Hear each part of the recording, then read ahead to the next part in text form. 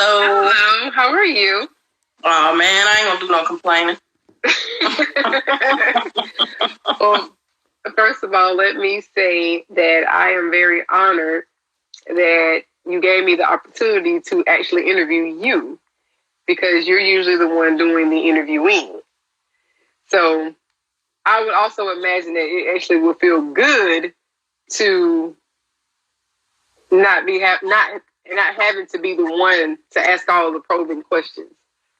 For one. Yeah, it is, but it's a little bit of a hot seat because I don't know exactly what's gonna happen because I know that you're a sneaky little devil sometimes, and and I'm a little nervous, but it's okay. I promise I will be on my best behavior. Okay. First of all, let's go ahead and I'm just going to jump right into it. So we all know that you are the queen of Instagram. You are the queen of Instagram talk show. You're the one that started it, and everyone else has taken it and they ran with it, whether it's in a positive way, a negative way, either way, you made this type of platform popular. So my first question to you is, how does that make you feel when people actually tell you that? For me, I think I just don't see myself the way that that people see me. I just see myself as just somebody who's doing what they like to do, and so I don't see myself in that way. So I think it doesn't make me embarrassed. It makes me a little bit, I feel honored, first of all, because I'm pretty sure I may not have been, I don't know. My followers say that I'm the first person. And so, I guess we can't confirm or deny it, but I know I've been doing it since 2019. And so I'm just honored that people think of me in that way. Okay. I think your answers are way too humble. I feel like sometimes you don't give yourself enough credit, but hey, that's KP that we know. That's it. And so we all, we've heard the story about how you got into doing these interviews. And for those of you that don't know, KP started off doing these interviews because she was always going to the races or she was always going to car shows, and people automatically assumed that KP just had this connection with these people. Therefore, she was like, well, fine, let me just use it to my advantage and give the supporters that personal connection with these racers and these people that are a huge influence in the car culture. So we all thank you for that because that really was a big thing. And we got to know these guys and these ladies on a more personal level, Right. So did you see yourself carrying this out this long? Did you see yourself doing this up until 2021, 2022? What are your plans for it? I did not see myself doing it this long. Everybody, well, not everybody, but the people that are the people that have been following me for a long time remember when I quit big rim racing. We won't talk about the incident. We won't talk about the incident that made me quit big rim racing, but the ones that know me know what it was. And no, I definitely didn't see myself doing it this long because remember when I first started, I was doing 2 shows a week. So I was doing Tuesdays and Thursdays. So that's already an hour on each interview, then having to take another hour to record, then however long to upload on YouTube. So it was just a lot. So in 2020, I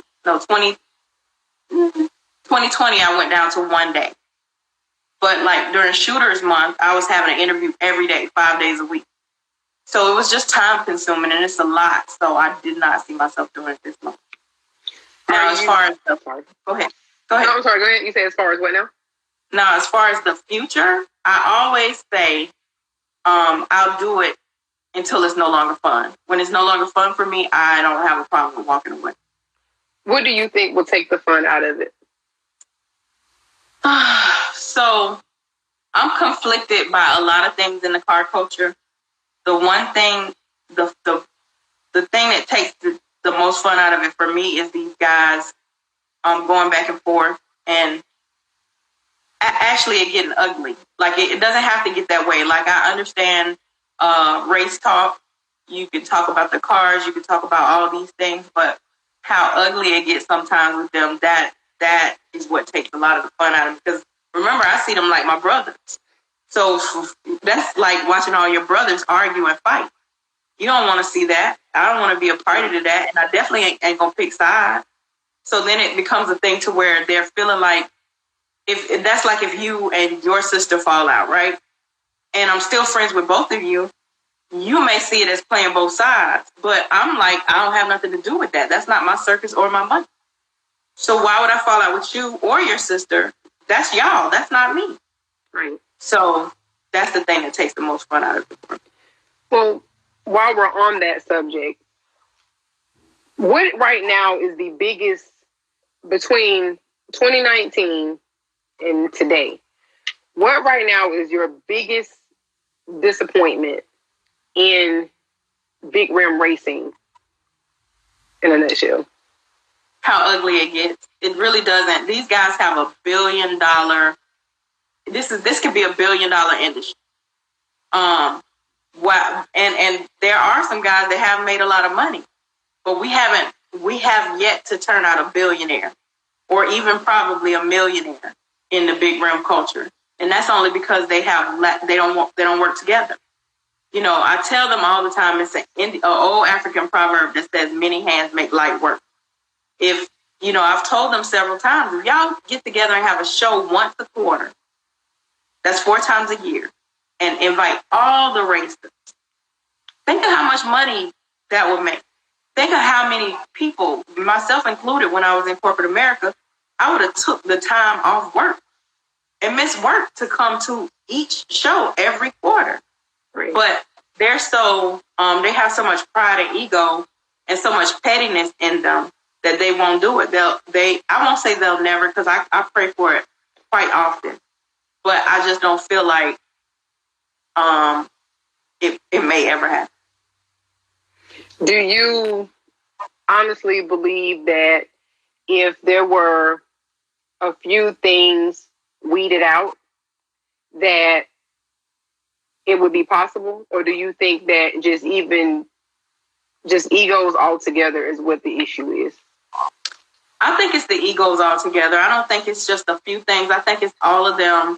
But everybody wants to be the chief, and nobody wants to be Indian. I tell people all the time, I don't have to be the one to eat steak. Hell, I don't even like steak. As long as I'm eating, give me some tuna fish. You know what I mean? Everybody's so concerned about what this person is making, what that person is making. But the bigger picture is we can all eat. We can eat. We can feed our kids. We can feed our grandkids. We can feed our great-grandkids. But they're too stubborn to even see it. And do you truly believe that at some point in time, just at some point in time, big rim racing will end? Do you think that it's just a fad? Do you think that this is something temporary? Do you think that it's just a preliminary event or a sideshow? Because some people do view big rim racing as a sideshow. It's a joke in some other professional racers' eyes. Do you see it as a fad, or do you see it as something that's going to constantly evolve? I see it as something that'll constantly evolve, but here's the thing, what people have to realize about big rim racing. Whether these guys can race at the track or on the street, they're still going to race. They've been doing this for a long time. They're new to the track, a lot of the big rim guys. Some of the guys more like a Big Low or a few of the other guys that drive, they're not new to the track. But the guys in the big rim, they are new to the track. They don't give a they care. I can't say they don't care. They don't give a day if they take the track away tomorrow. them guys still gonna race, they still gonna bet, they still gonna get money, and they still gonna ride their beautiful big rim cars around the street. Most of them. Now, some of them can't drive their cars in the street because they full on race cars. But if that ever happens, they'll just convert them back to street cars, and they'll still be able to ride their car. Right. Do you think that you also are fully aware that there are children that are watching everything that everyone in big rim racing that they do, whether it be a person that's a promoter, a person that is a racer, a person that is a mechanic? Children are watching because, as you all are aware, KP is doing an entire month that is dedicated to the minors that are involved in the car culture and big rim racing altogether. So what would you say to everyone that has a hand in this business? What would you say to them? So, because you have children that are watching. I would say, I know you guys probably didn't set out to become role models or idols or whatever the kids see you as, but we're here now. So you have to be aware that you have kids watching. I understand it's easy to be petty. It's easy to put all the business on the internet. It's easy to say all these things that you say. But think about would you want your kids to follow in your footsteps with these things that you are doing? The answer would probably be for most of them, no. So why not I think the cardinal rule is, if you are questioning whether you should say this thing on the internet, then you probably shouldn't say this thing on the internet. Right. And sometimes okay not to use the 10-second rule. Sometimes you might have to use the 30-minute rule. Sometimes you may have to use the hour. Sometimes you may have to use the 24-hour rule. Right. But all business ain't show business.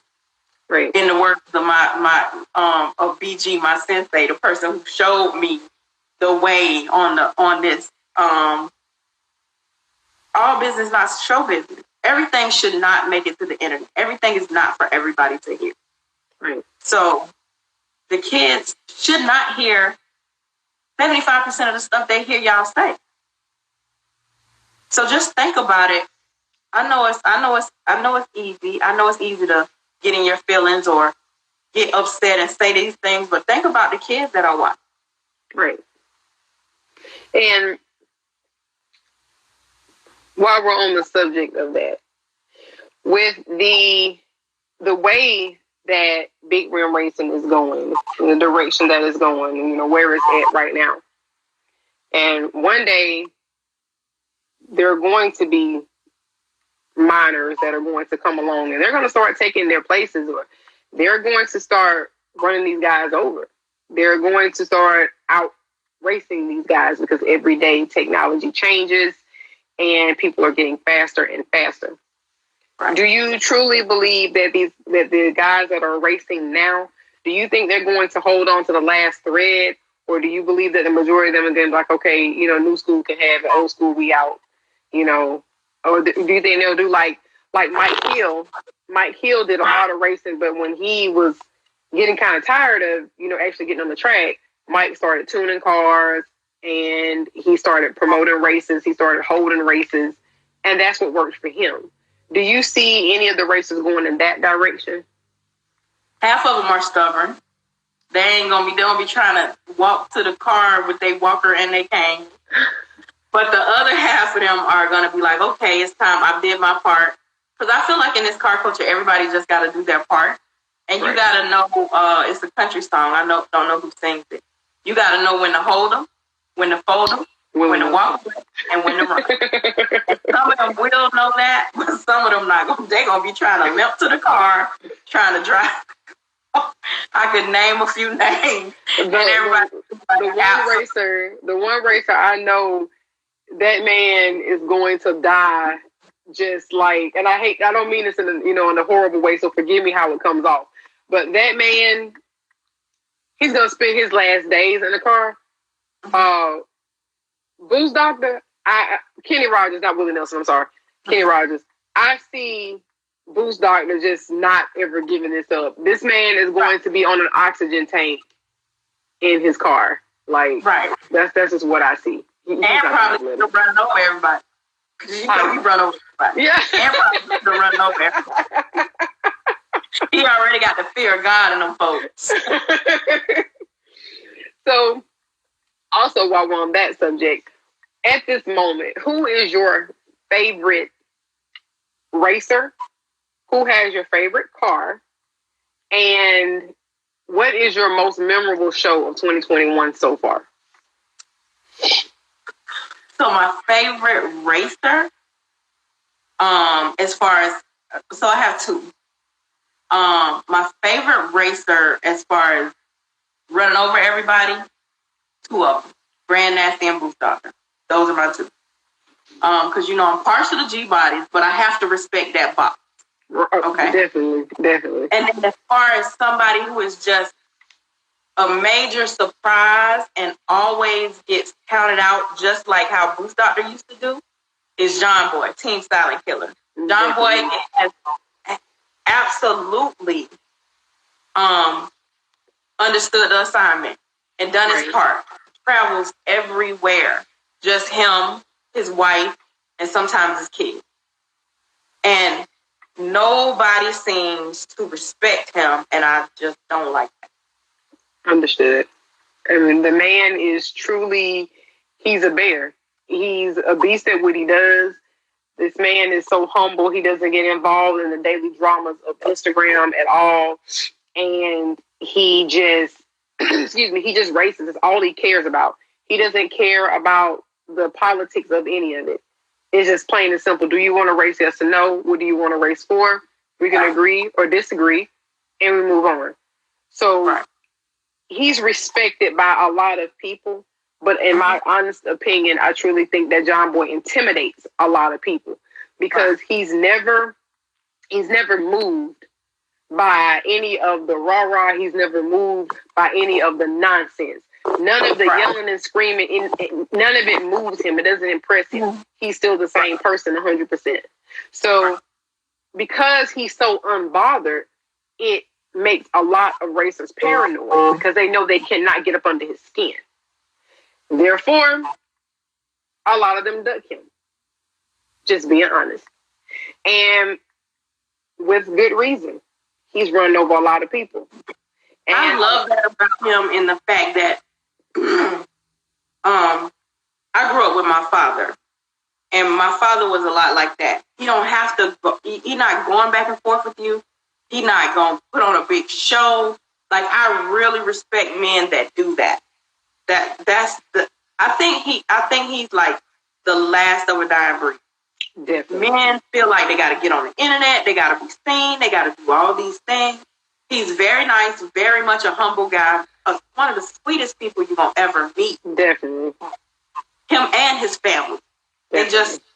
They are to me goals of how people should be. Right. And the one thing that, which actually brings me to the next subject of about how you're supposed to act. And John Boy, in my opinion, is a poster child for how any racer is supposed to act. Now, mind you, racing does involve, ish talking. That's just a part of it. That's never going to go away. But I think that with a lot of these guys, it gets personal. Right. It becomes personal because a lot of them have the communication skills of a 3-year-old. Therefore, they do not know how to argue. They don't know how to have a healthy argument. Right. And when they are losing the argument or when they are losing a race, they result to more personal things like what's going on in your bank account, which is none of anyone's business. What's going on in your household, which is none of anyone's business. Right. What's going on between you and the people in your camp, which is none of anyone's business. So they have a really bad habit of bringing their beefs to the internet. Right. And I really, I'm rolling into the whole thing about the women in the car culture and the women in the race culture. Right. You paved the way for a lot of us to feel comfortable enough to come forward and to have a voice in the car culture. At first, we were just viewed as pretty little girls standing in the staging lane or sitting in the stands or getting on live and, you know, hyping these racers up. But then when we discovered that, okay, maybe we should start speaking up as well. We should have a voice. Then we watched you interact with these racers and we said, hey, you know what? Let's give it a shot. So we tried it as well. Then after that, a few of us said, you know what? Let's take it one step further. Let's get into beams. And to be honest with you, KP, that took a lot of courage on all of our parts because we were not, and I'm gonna be honest with you, let's say out of 100% of the racers, only 75 of them respect us. That we're not giving our credit, but 75 is a whole lot better than when we started out at first. And we give you your flowers for that. And to be honest with you, you actually, do you remember when I said that John Boy was the role model for how racers should act? Well, you actually set the precedent for how the ladies in the car culture should act, and I'm gonna tell you why. I'll say the big ring. Like trying to make me cry, but go ahead. Okay, how you set the precedent. You set the precedent and how the ladies in big rims should act, and I'm gonna tell you why. True enough, all of us have our personalities.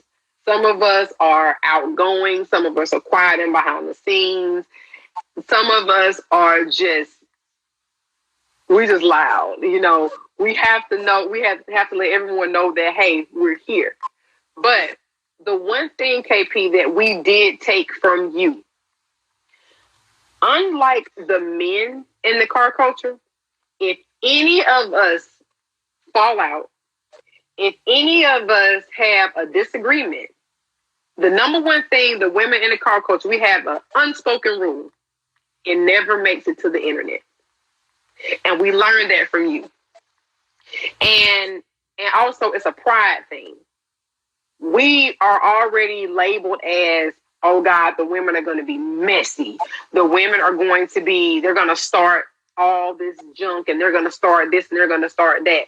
And in all actuality, it's not us. We're not the ones that's keeping up the mess in the car, in the big ring racing culture. It's the men that get on live and they bring their drama and they bring their problems to the internet. But us ladies, if we fall out, the only reason why you'll know is that you won't see us at the track together, or you won't see us in pictures together, or you won't see us talking to each other. But we keep it cute and we keep it moving. So that's something that we learned from you. We learned poise, we learned grace, we learned all of that from you. And plus, we're not going to give the men anything to talk about.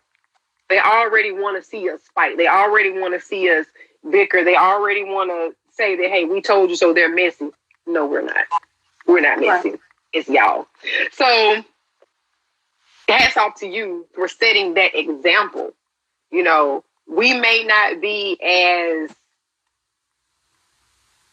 refined as you sometimes. So many conversations I've had with you girls offline. And I definitely I can tell you just from speaking from personal experience that I started off in a shell. And then when I came out of my shell, I came out a little too much. And then you helped me kind of bring it back to where it is. I'm not saying that I'm perfect. None of us are. But thanks to you, and that's how you know that someone truly cares about you and what you have going on, is when they tell you, all right, you need to chill out and you need to do this. I may not. So many days I called you and I'm like, I'm about to take this out of you. And you know, half the time I truly believe you moved to Georgia just so that you could reach out and touch me some days. I really, really do think that's the only reason why you came up here. I felt like Jacksonville was just too far and you moved an hour away just so that if it was something I was doing stupid, you could just drive an hour, half away and just come down here and cuss me out, beat me and go back. and it would be nothing, you know. And you set that example. It's like nobody wants to disappoint KP. So that lets you know that you are really a regarded person. Look at how the racers act, KP. You ever notice, I don't know if you guys, you know, any of the racers that are watching, if you, let's say there's an altercation at the track, and one of the racers have done something absolutely stupid. KP, do you know that every time their phone rings 24 hours later, they jump because they are so scared that your name is going to show up on the caller ID? And they already know that, man, KP going to call me. She's going to call me.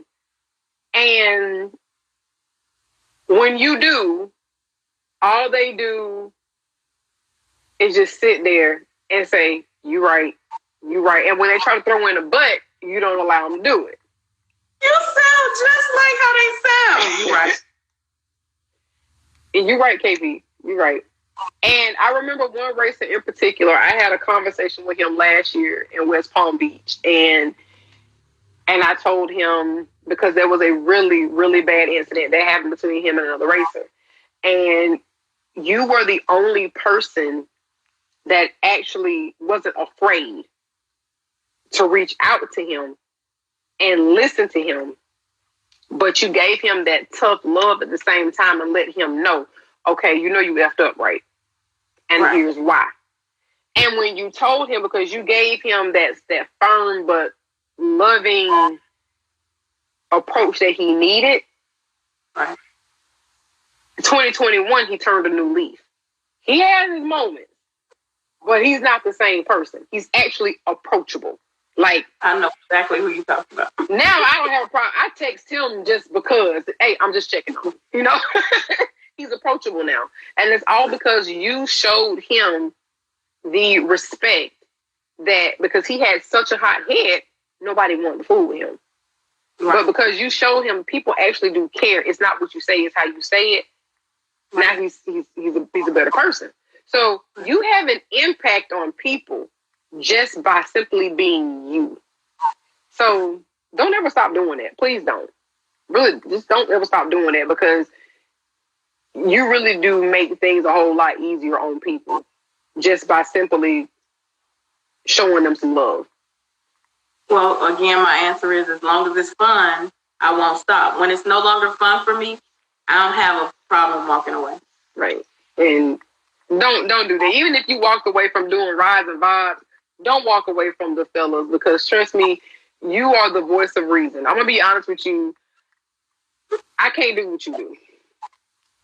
I can be a voice of reason, but see, it won't come off as nice. I'm just being honest. So anyway, moving on. Now, about you. I want to solely talk about you. Another thing that you were truly an inspiration to a lot of people on Instagram. If a few of you may or may not know this, but earlier this year, KP decided that she had enough of corporate America. She had enough of the 9 to 5. She had enough of waking up and making someone else's dream come true. She just had enough. And she put in her 2-week notice and she left her corporate America job. So when KP made this announcement and she did this, a lot of other people were like, okay, if KP can do this, so can I. So Box Chevy World, he left the train. He was working for a transportation service. He walked out and he left. Dread left before you did. You encouraged Dread to take his talents to South Beach. No pun intended. Right. So Dread left working for a very unhappy situation. He left a very unhappy situation, and now he's his own boss because you talked him into making his dream come true. Right. Mr. G-Body is doing his thing full time now. The next person I'm waiting on PJ from Don't Ride or Die to leave Uncle Sam and come do this 100%. And I'm waiting for you. And I'm next. Trust me. I mean, I'm praying on it every day, and I'm speaking it into the universe.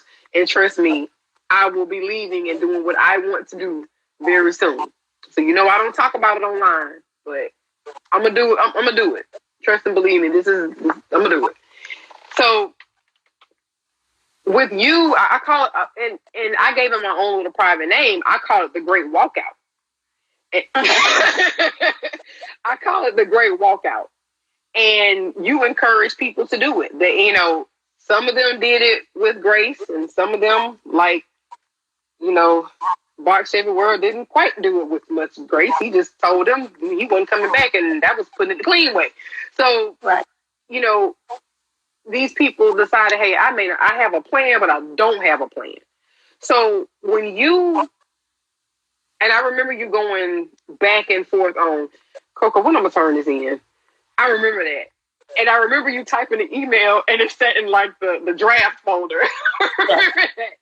So what was finally the push when you finally clicked send? So I'm really big on the universe and things giving me signs and speaking things into existence. Well, I had really been unhappy on my job for a long, long, long time. Because I grew up with my father being an entrepreneur, I really, in my heart of hearts, feel like I never should have started working for anybody anyway. But there I was, year 13, year 14, year 15. And then this year was year 16. And I was just so unhappy. For those of you that don't know, I was the youngest. Okay, I don't have an IT degree. I was on an IT team. I got a job in IT. That's what lets you know that what God got for you is for you. I was the youngest person. I was the only African American person on my team. And it seemed like they were always talking to me crazy. They were always trying to make me question. It was just like I was doing my job. I was doing a great job. My customers were giving me kudos, but they were always trying to make me feel less than. I was on year 3 and I hadn't had a raise.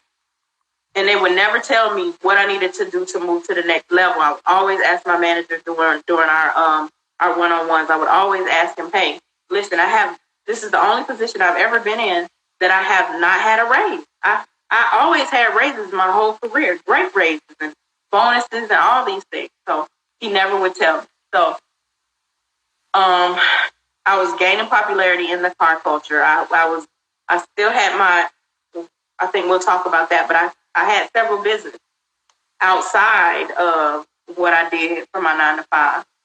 And I was just miserable. And I always am the type of person that gives people the advice that everybody dies, but not everybody lives. So I feel like a lot of us we're just existing, we're not living. So I was like, you know what? I don't know what's going to happen, but I'm going to leave. So I wrote that 2-week notice letter and I just didn't date it. Well, I went on vacation for my birthday and I met this lady. And I don't know if you've ever heard this story. I met this lady. I went to a restaurant. I came to Atlanta to hang out with my family. I went to this restaurant and me and this lady walked in at the same time. And the person sitting there said, how many? I said 1. She said 1. So I said, well, shoot. We said we might as well sit together. We might as well eat together. So she was talking to me. She was telling me she just moved to Atlanta from Houston. And she had a hair salon. She had all these things, a house, all these things. And I said, well, what made you move to Atlanta? She said, God told me to do it. And I just looked. And she was like, yeah. He told me to move here. So I moved. I gave up everything. I sold my house. And I moved here. I didn't know what I was going to do in reference to where I was going to work or any of those things. But I knew I had to do what he told me to do. And I was thinking, oh my goodness. Now first of all, what made me stick with this lady? Then what made me ask her what made me converse with her in this way? Right. And then I was just kind of telling her my story and she tore off a little bitty piece. I think it was like whatever the blue packet of sweetener is.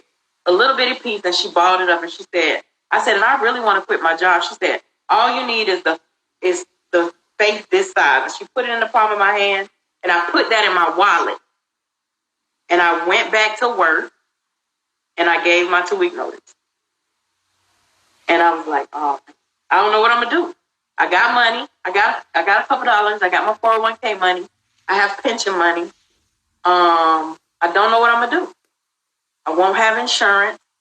I won't have all these things. What am I going to do? What am I going to do for money? I don't know that I'm always going to be able to sell stuff or do stuff for my businesses. But hey, how can I have faith in everything? I got faith in these people's job. I got faith in everybody around me. But I do not have no faith in myself. I was like, well, F it. I'm doing it. So I did it. Now, wow. Huh.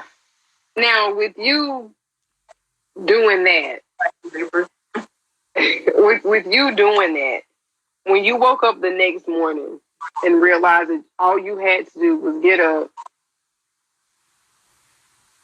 and lay it and look at, all you had to do was wake up and look at the ceiling. You didn't have to brush your teeth. You didn't have to do nothing. You could sit there and watch Instagram all day. You could watch Netflix all day. You could do whatever you wanted to all day.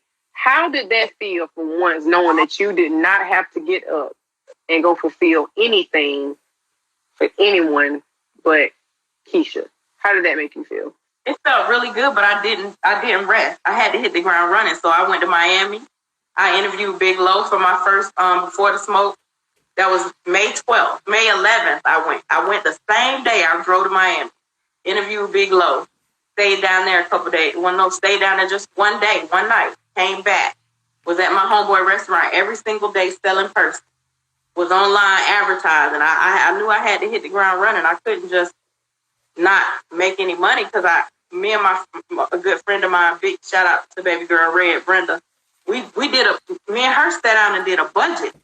So mind you, I knew how much I needed to make every single day to be able to maintain my lifestyle and pay my bills.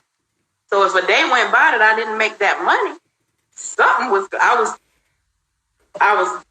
was going to be a problem. You were stressing. Right. Now, with you talking about your purses, could you please tell us all of the businesses that you have?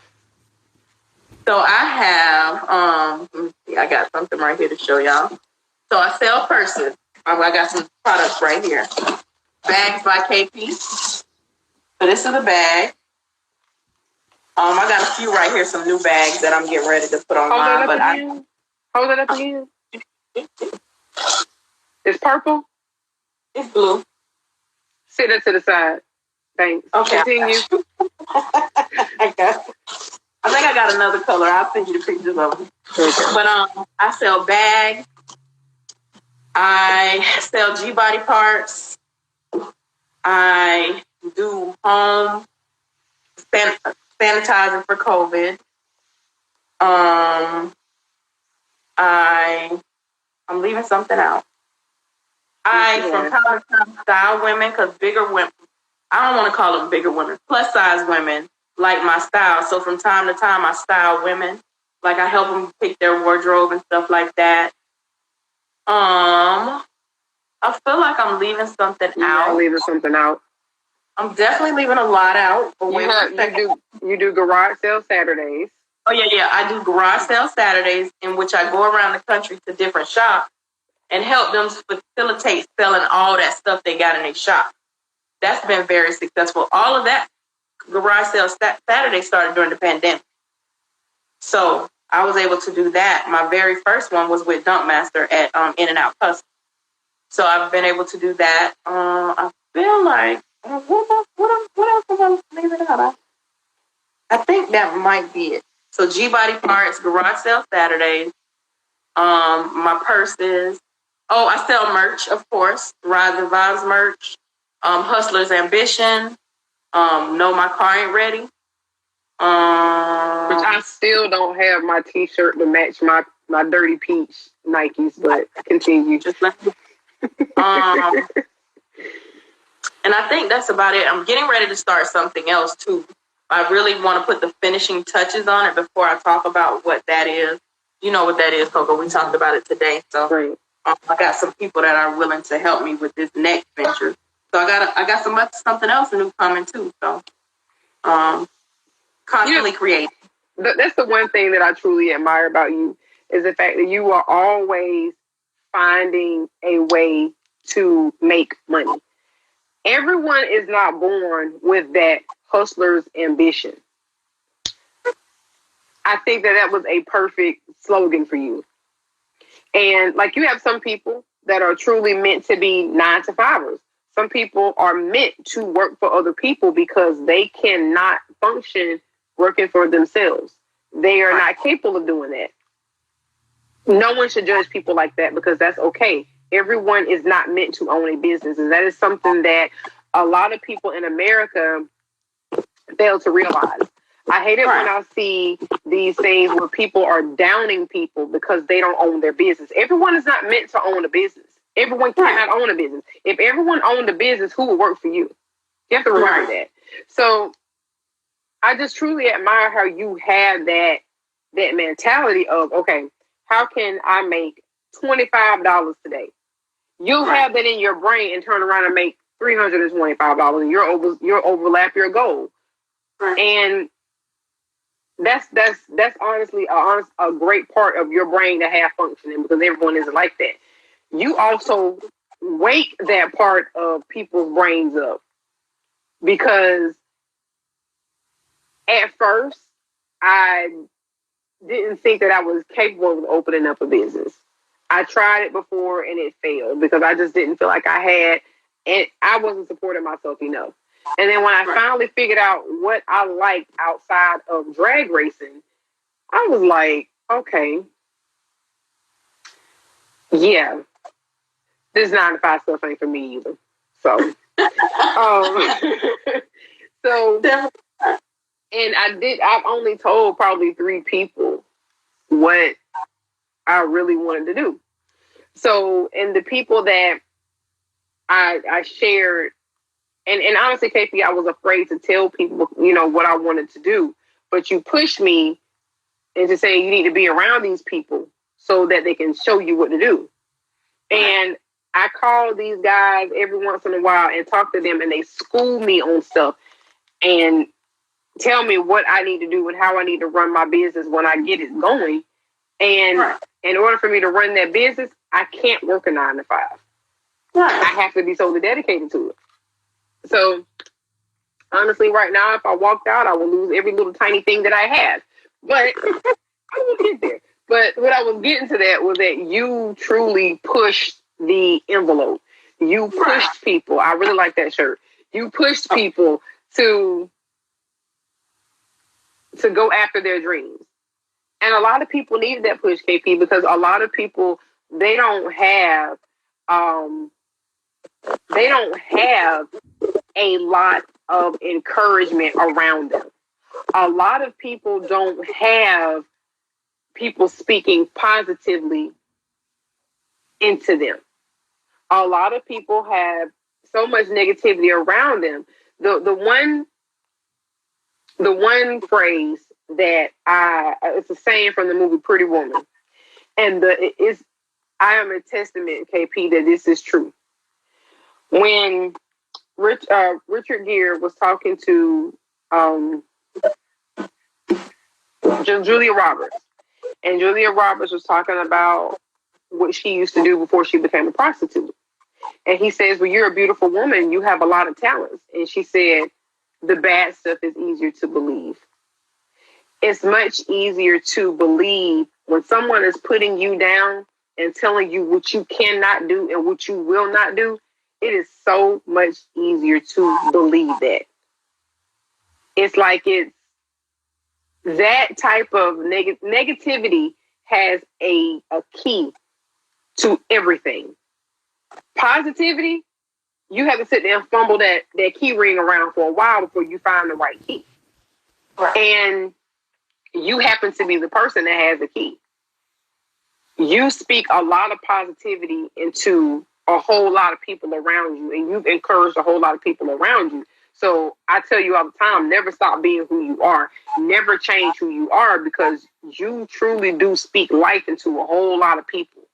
And I know you don't fool with a lot of people, but the people that you actually do give the time of day to, right, you really push them and you give them a drive. And I look at you from, just from my personal experience, I look at you and I go, at first it was a comparison thing. And I will admit this on the internet. I used to compare myself to you a lot. And it was no shade towards you. It was just, I was comparing myself. I was like, man, I'm only a couple of years younger than KP. And she has this, and this. And I'm not doing, and I don't have this, and this. And, excuse me, I would mention that. But you never knew that I was actually deep down inside comparing myself. And you would always tell me, well, Koko, people have to start over. And when people start over, you're not going to start over from the top. You got to start over from the bottom. And you always encouraged me. You never made me feel down about it. And you speak life into a lot of situations. Just something simple. You say simple stuff. Like you'll call me by my first name. And you'll be like, such and such, you're going to have a good day at work today. And I'll just say, yes, I am. I'm going to have a good day at work today. No, you need to say it like you mean it. Yes, I'm going to have a good day at work today. And I'll be damned, I have a good day at work. It's right. Simple, tiny stuff. So you truly are an inspiration in more than just racing and more than just the car culture. You were just an inspiration to people, period, because you're such a positive person. And the world lacks positivity by a long shot. I think the reason that I encourage so many people and I try to speak positivity into so many people is because as people of color, it's always that someone's putting us down. Right. It's always that someone has something negative to say. Even sometimes it could be our parents. The people that's supposed to love us the most treat us the worst. She said, drop my cash app. Yes, sir. Go on and drop it. She probably know it by heart. I think I know it by heart. Wait a minute. Mine on speed dial. I'll put it up there for you. Yours on speed dial, yeah. And right, I mean, but sometimes the people that are supposed to love us the most are the ones that put us down the most. So I'm always going to speak positivity into everybody around me. The people that I love, the people that I like, the people that I'm going to still speak now. If I don't F with you, I don't care what happens. but I'm always, I mean, like, I feel like everybody needs some encouragement. What are we here for? I don't think I'm here for myself. I think I'm here to be a vessel. Because at the end of my life, I'm trying to say this without crying. Like, I really want to be one of those people that when they, you ever been to somebody's funeral and them people be standing up talking about, oh, KB was such a good person and she was such a positive person and you looking around like, who the hell? Who y'all talking about? You at the wrong funeral service, sweetheart. That's down that way. Yeah. But I really want when people stand up and be like, you know what? She may not have had it all together. She may not have had all the money in the world. But what she did have is she encouraged people. She made people feel like they could do anything. And she lived her life to the fullest. And that's what I want. I mean, it definitely all would be true. Like, I told myself that when I did this interview, I would try my best not to bring personal accounts into this, but I can only speak for myself. And I sit back and for people that's on this live, I say this all the time. And it's something that I learned. It was a racer that taught me this. That you have to sit back and you have to watch everything and everybody around you. Sometimes just sit back and be quiet and watch everything around you. And that'll teach you how to fool with certain people. Right. And I thank that racer to this day, because that racer saved me a truckload of a headache of a whole lot of situations. Right. So I sit back and I actually watch how you move. And I watch how you interact with people. And KP, when you walk up, I'm going to give you a prime example. And this is the fun. I ain't going to lie to KP. This was the funniest thing I ever seen in my life. Okay. So we're at this event and KP's walking around. I actually took a picture of you two together. And CC was talking to somebody. And he was using some very colorful language when he was talking to somebody. KP walks up. CC whole demeanor changed. His face changed. He got the giggling. He just changed everything. Like, it was kind of like one of them, shut up. Mom, my mama's here. Be quiet. And, it was out of respect. When you walk up, people change the way they act. And I sit back and I watch that. And I say to myself, I want people to have that same type of energy when I walk up. I found out today that they do, but it's for a different reason. And I'm going to tell you about that when I get off. But it's like people they value your respect. They value your opinion. Therefore, they say, okay, I can't say and do X, Y, Z, or KP is not going to fool with me. And if she don't fool with me, I know I'm messing up. That's the type of impact you have on people. Right. And I don't know if you've been like that all your life, but I'm so glad. But I am so glad that I walked in on the part that included you being like that. So the last thing that I wanted to ask you, and this one is totally and completely off of the subject of what we're talking about. And your cheeks are going to turn red. So, and they're going to hurt because you're going to start grinning in a minute. So just get comfortable. Okay. KP, there are actually a couple of people out there that are very interested in your personal life. Okay. And there are people out there that, well, I'll say the fellas, they want to know, why are you single? Why am I single? And be as raw as possible with this answer, please. Okay. So, to my man. Okay. I was in a relationship for about 4 years, and he cheated. So when I left that relationship, I decided that I was going to work on myself. I didn't know working on myself was going to turn into 5 years of working on myself, but I needed to assume my role in what happened. I was not totally responsible for him cheating, but I had a hand in it as well to make him feel comfortable enough to cheat.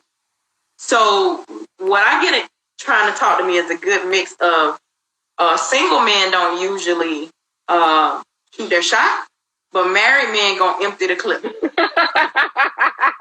And we all know I'm not trying to be with no married man. And secondly, I deal in consistency and I deal in truth. So be consistent and be truthful with me. And at the point that you're no longer consistent, it's no hard feelings, but I don't want to deal with you anymore. So I have a problem with people coming at me, like I said, in a mix of married and non-consistent people. Okay. And to all of the guys out there, could you please tell us the top 5, not 3, 5, the top 5 things that you want or that you're looking for in a man? So the number one thing is he has to have a good heart. Because I feel like if he has a good heart, it would be kind of hard for him to F me over. The second thing is, most light-skinned women love dark-skinned men. All dark-skinned.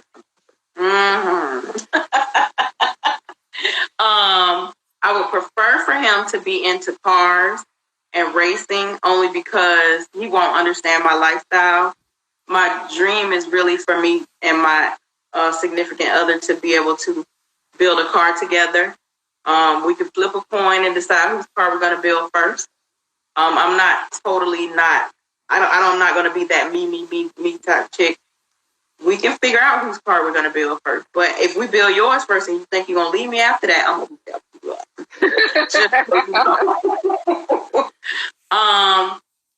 And I love a man that with good hygiene.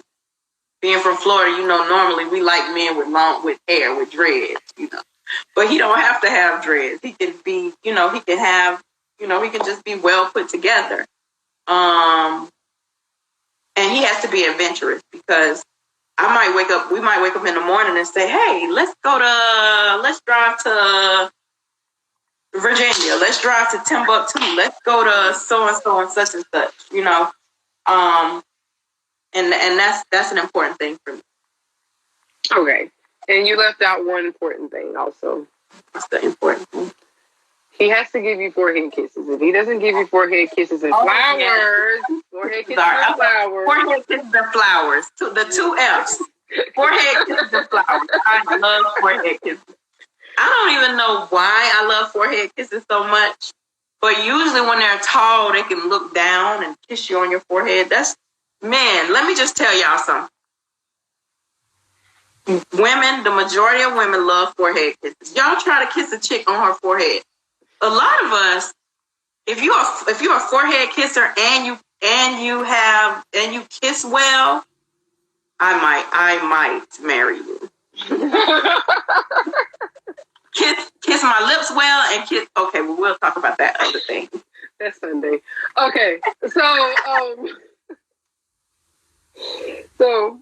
but KP, I really and truly am honored that you gave me the opportunity to interview you. I thank you so much for taking the time to share your personal thoughts, your personal feelings with everyone on Instagram tonight. The biggest thing is two huge things that I really would like to thank you for. The one thing... That's all your questions? You don't have no more questions? No. Sure. I think you got one. I had to give you your flowers. I love giving you your flowers, the verbal flowers, because I love that. And the one thing that I want to thank you for, I want to thank you again for just being such a bright spot in racing and for giving women for paving the way for the women to have a voice in this culture. Thank you so much for just showing us an example of what humility looks like, for showing us what it is to give tough love to someone without yelling, screaming, just a little bit of cussing, but not any fighting. Thank you so much for just being an example of a lady. And thank you so much for bringing everyone closer on a more personal level with the people. Because a lot of these guys, whether they know it or not, or they feel it or not, they are actually celebrities. Yeah. They see how a lot of these people act when they come around and all the pictures they want to take and the autographs and everything like that. These guys are celebrities. So, excuse me, you opened up that door for these people to say, hey, you know what? They're just regular people like you and me. Right. And I personally would like to thank you for being a friend and for giving me, and I feel like everyone that's a friend, you give everyone gets a different version of friendship from every person that they have. I have only 4 people that I honestly can say that's my friend. I don't call everyone my friend. And the version that you give me is you give me this tough love, and you will let me know, okay, what you're doing is not right, and I'm gonna tell you